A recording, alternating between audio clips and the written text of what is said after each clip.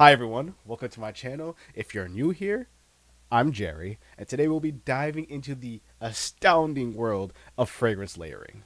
If you ever wanted to create a signature scent that was uniquely yours, well, you're in the right place. In this video, we'll cover the basics, popular combinations, and mistakes to avoid. So let's get right into it. Today we'll be using these three fragrances, and we'll go into it a little bit more as the video progresses. First, let's talk about what fragrance layering really is. Essentially, it's combining two or more scents to create a unique fragrance blend. This technique allows you to customize your scent to match your personality or even your mood for the day.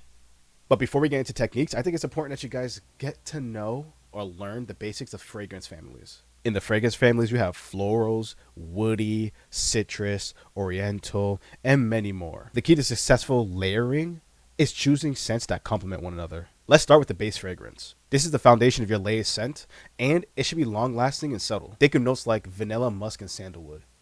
All long-lasting, all subtle. These act as anchors and allow the top and heart notes to really shine. For example, this vanilla-based perfume is perfect for the base layer. To me, I feel like it's warm, comforting, and doesn't overpower other scents. But that's me personally. And this is Wish Come True by Stephen Umber Lucas. Beautiful fragrance. Next, we add top and heart notes. These should complement the base. Top notes are light and fresh, where the base notes are a little bit more intense, which define the character of the scent.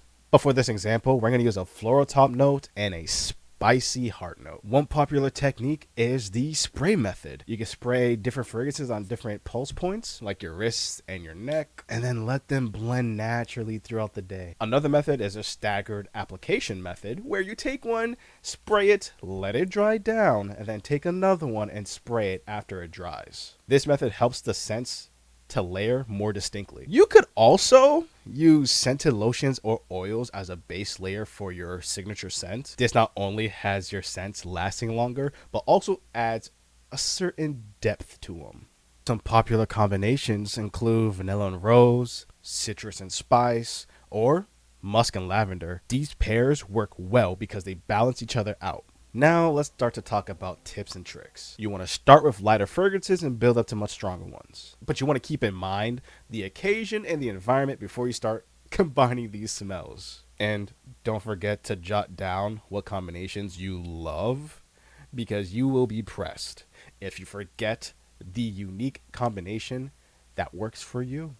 You definitely want to avoid overpowering combinations. Mixing too many strong scents can be overwhelming. Also, you want to make sure your chosen scents have harmonious notes. And you want to remember that a little goes a long way.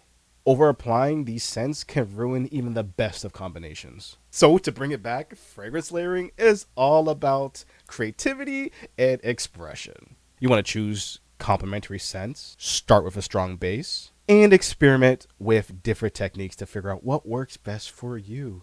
Because realistically, this is all about you. Nobody else. Is what you like. I would personally love to hear what your layering combinations are. Leave them down in the comments below. But if you found this video informative or helpful, or in the very least, like the video, leave a comment, and subscribe for more fragrance tips and tricks. Bye.